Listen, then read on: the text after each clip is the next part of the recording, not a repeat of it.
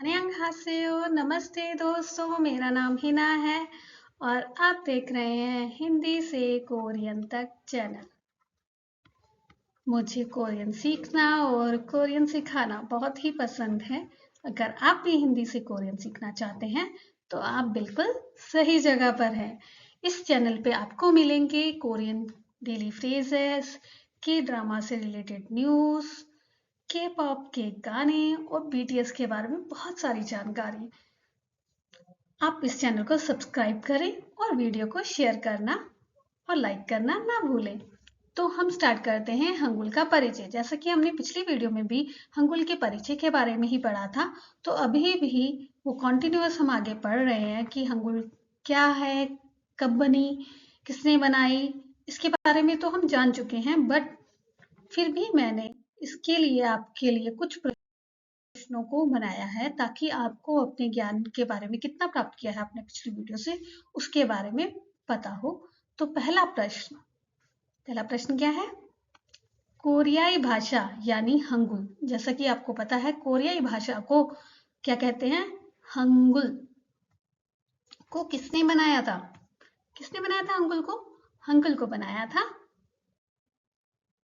I'll wait for your answer for 5 seconds. मैं आपके उत्तर का 5 सेकंड तक इंतजार करती हूँ। अगर आपको उत्तर पता है तो कृपया कमेंट में जरूर लिखें।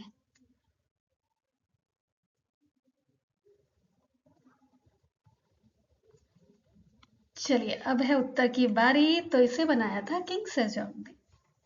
तो अगले प्रश्न पे चलते हैं। हंगुल को कब बनाया गया और कितना समय लगा?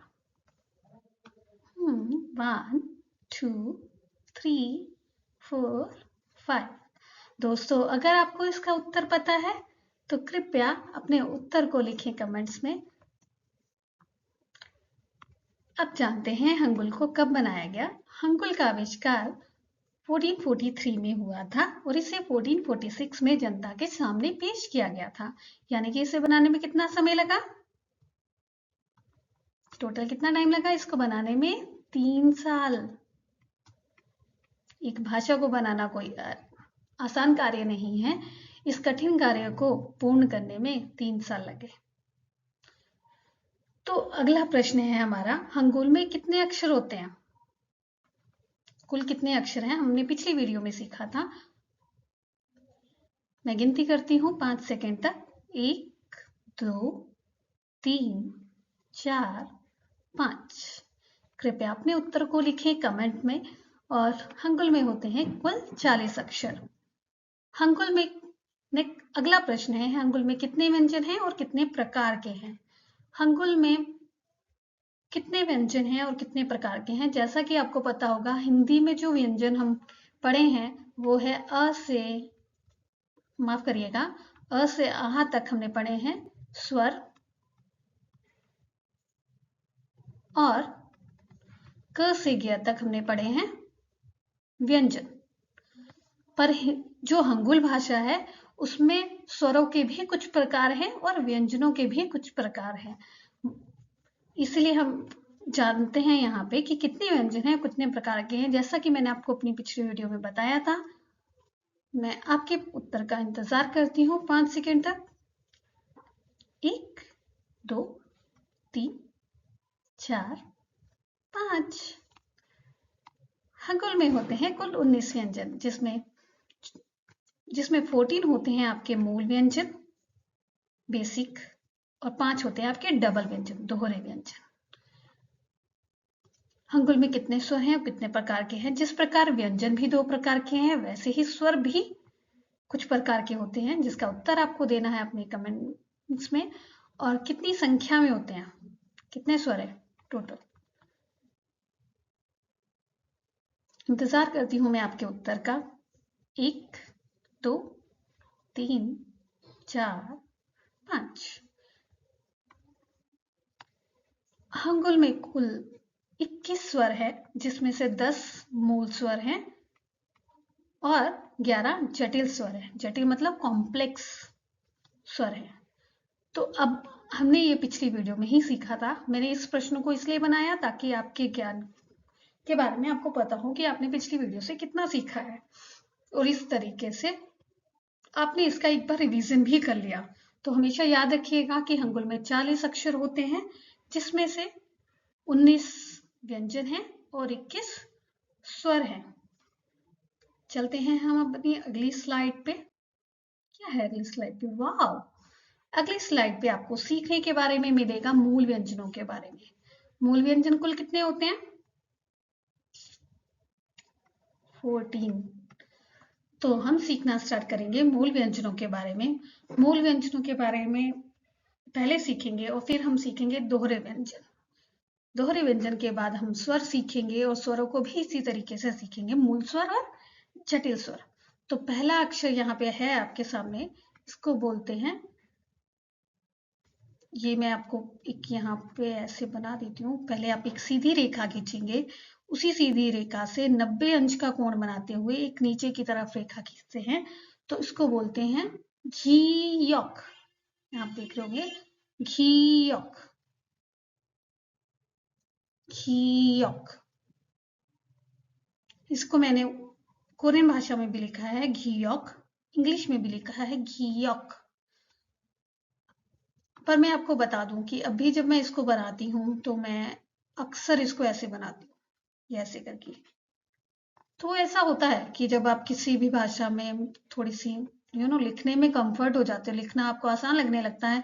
जैसे हम हिंदी में क जब लिखते थे तो कुछ ऐसे लिखते थे, या हमें जब सिखाया गया था तो वैसे सिखाया गया था, एक डंडा खींचिए, उसके बगल में गोला बनाइए, फिर नीचे एक छड़ी टाइप का एक अक्षर बनाइए। बट इसमें क्या हुआ, जब हमने लिखना स्टार्ट कर दिया, जब हम अच्छे से लिखने लगे तो हमने इसको ऐसे बनाना स्टार्ट कर दिया। इसी तरीके से इसको भी ऐसे बना सकते हो आप, ठीक है।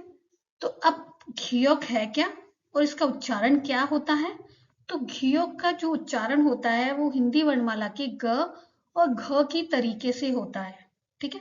जैसे गमला, ग का साउंड आ गया इसमें, और घड़ी, घ का साउंड आ गया, ठीक है। इसके लिए मैंने आपके लिए एग्जाम्पल्स भी लिखे हैं यहाँ पे। तो ये लिखा हुआ मैंने घोयांगी, यहाँ आप देख रहे होंगे घोयांगी। घोयांगी मतलब होता है बिल्ली, कैट। नेक्स्ट मैंने आपके लिए यहाँ पे तस्वीर लगा रखी है घादा। घादा मतलब होता है जाना, टू गो, घा दा। इसका जो साउंड होता है वो ग भी होता है, जैसे ग गो, ख घोस्ट, ग गमला, घ घड़ी। इसे यहाँ पे आप देख रहे होंगे, यहाँ पे मैंने लिखा है घोयांगी, गाधा, ठीक है। तो इसका जो साउंड है वो घोयांगी है, इसका गाधा है। तो इससे आपको बीच का ही कुछ साउंड निकलता है, कभी कभी ग का साउंड होता है और या घ का। तो फिर से हम इसको जानते हैं, ये इस तरीके से बनाएंगे घीयक। अगले एक अक्षर की तरफ हम चलते हैं। अगला अक्षर है हमारा, बिल्कुल उल्टा है। कैसा? घियो कैसे बना रहे थे, इसको हम बनाएंगे, एक पहले वर्टिकल लाइन खींचेंगे और फिर एक हॉरिजॉन्टल लाइन, यानी कि एल शेप, इंग्लिश के एल शेप की तरीके से इसको बनाएंगे। इसको क्या बोलते हैं? नियन। नियन, नयन सुना है ना, उसमें नी लगा दीजिए, नियन। तो इसका उच्चारण क्या होता है?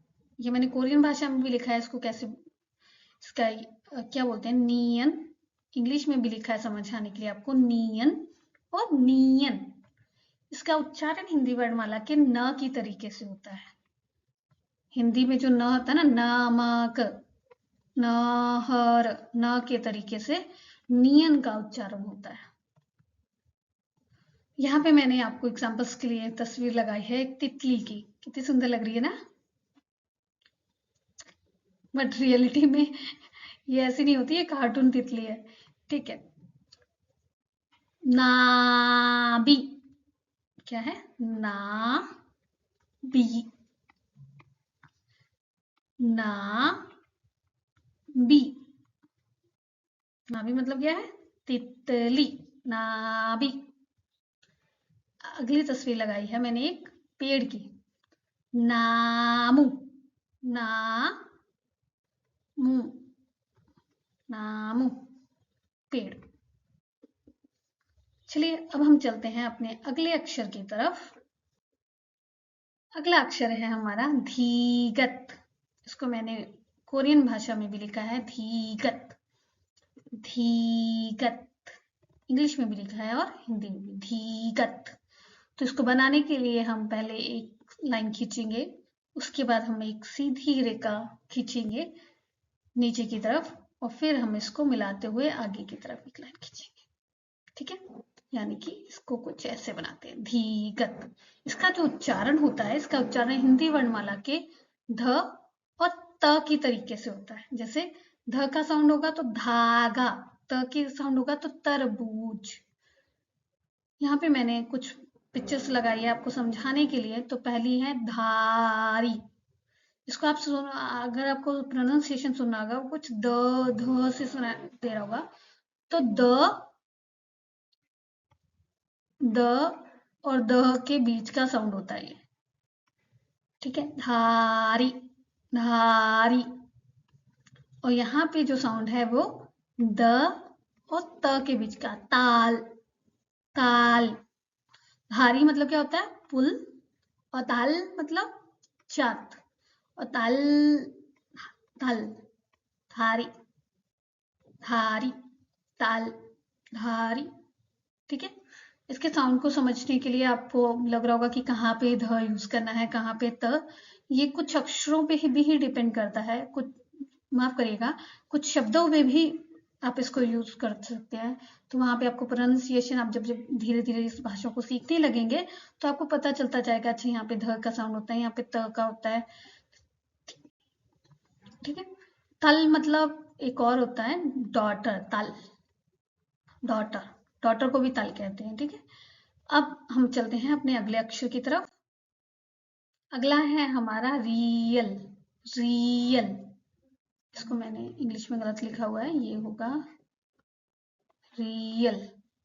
ठीक है, इसको बनाने के लिए ऐसे ऐसे ऐसे अभी बड़ा सा बनाते हैं इसको। ये गई सीधी रेखा, फिर उसके नीचे एक हमने रेखा खींचनी है 90 अंश का कोण बनाते हुए, बिल्कुल जैसे हमने धीगत बनाया था। फिर हमने उल्टा धीगत बना दिया। ठीक है, फिर हमने इसके साथ नियन जोड़ दिया। तो ये बन गया कुछ इस तरीके का। इसका जो उच्चारण होता है वो हिंदी वर्णमाला के र और ल की तरीके का होता है। जैसे राजा में र और लखन में ल।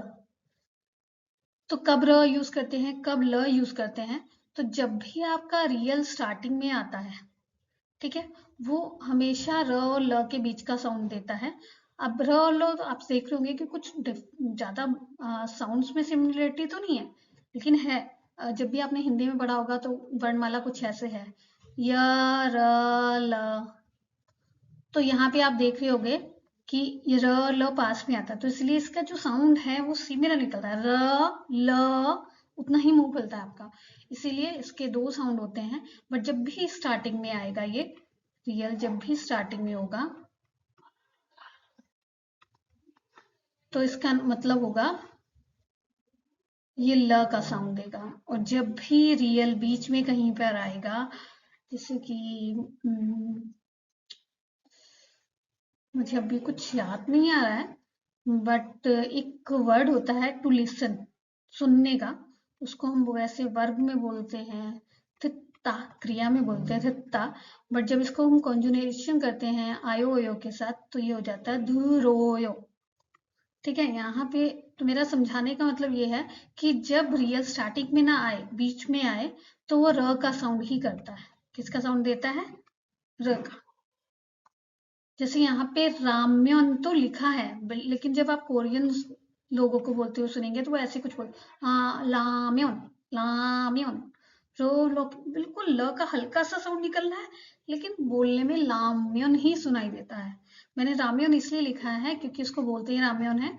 ठीक है, लेकिन जब भी हम कोरियन लोगों को बोलते हुए सुनेंगे तो उनको आप उनका जो उच्चारण है वो इस तरीके से निकले, लाम्योन। इसी तरीके से राडियो, जो रेडियो को बोलते हैं राडियो, बट ये नहीं होता गया लादियो, लादियो। तो अगले अक्षर की तरफ चलते हैं। ये आज का आखिरी अक्षर है जो पढ़ा रही हूं मैं। अगली वीडियो में हम आगे पढ़ेंगे। तो ये है मियम। क्या है? मियम। कैसे बनता है? पहले आप एक रेखा खींचे, मतलब आपने धीगत बना दिया, ठीक है। धीगत क्या था? थोड़ा सा वैसा बनना था, रेक्टेंगल शेप में, एक तरफ ओपन।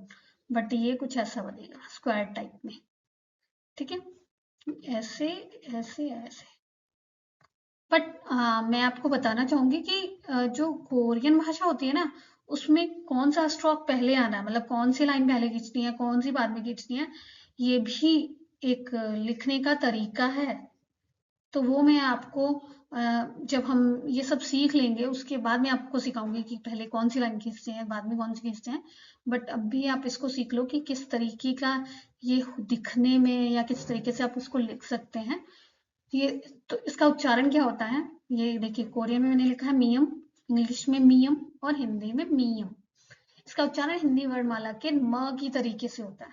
म मछली, माता, ठीक है। मथ, मार्केट को क्या बोलते हैं? मत। मत, मथ, मार्केट, बाजार। ये किस तरफ अपना इशारा कर रहा है? मारी, मारी। मौ, ओ की आएगी, ठीक है, मात्रा। ओ, ओ, मौरी। मौरी मतलब सिर, मौरी। तो ये है हमारा आज का आखिरी व्यंजन जो हम सीख रहे हैं। तो मैं एक बार फिर से दोहरा देती हूँ, आज हमने कौन कौन से व्यंजन सीखे हैं। तो सबसे पहले हमने सीखा है घियोक, उसके बाद हमने सीखा है नियन, ग और घ का साउंड, ठीक है। फिर न का साउंड, धीगत, ध और त का साउंड, रियल, र और ल का साउंड। लास्ट में हमने सीखा है मियम, म का साउंड, ठीक है। आई होप कि आपको वीडियो पसंद आई होगी। अगर आपको वीडियो पसंद आई हो तो आप इसे लाइक करना मत भूलिएगा, और अपने जो भी आपने सजेशन दिए हैं वो कृपया आप कमेंट्स में लिखिएगा। साथ ही साथ मैं नेहा को धन्यवाद देना चाहूँगी। नेहा, आपने मुझे जो कमेंट में लिखा था कि आपको मेरा कंटेंट पसंद आया, मैं थोड़ा और इंटरेस्टिंग बनाने की कोशिश करूँ, तो मैंने अभी आज का जो कंटेंट है वो थोड़ा सा इंटरेस्टिंग बनाने की कोशिश की है। जैसे आपको कितना ज्ञान मिला पिछली वीडियो से, और क्या क्या आप सीख सकते हो, किस तरीके से सीख सकते हो, ठीक है। अगर फिर भी आपको लगता है कि मैं कुछ और इंटरेस्टिंग ऐड कर सकती हूँ तो कमेंट्स में प्लीज अपने सजेशन लिखिएगा, ताकि मैं आपको बेहतर कंटेंट प्रदान कर सकूं। लास्ट हम सीखते हैं धन्यवाद। धन्यवाद, खमसा हममेदा। थैंक यू को क्या बोलते हैं? धन्यवाद को क्या बोलते हैं? खमसा हममेदा। बाय बाय दोस्तों।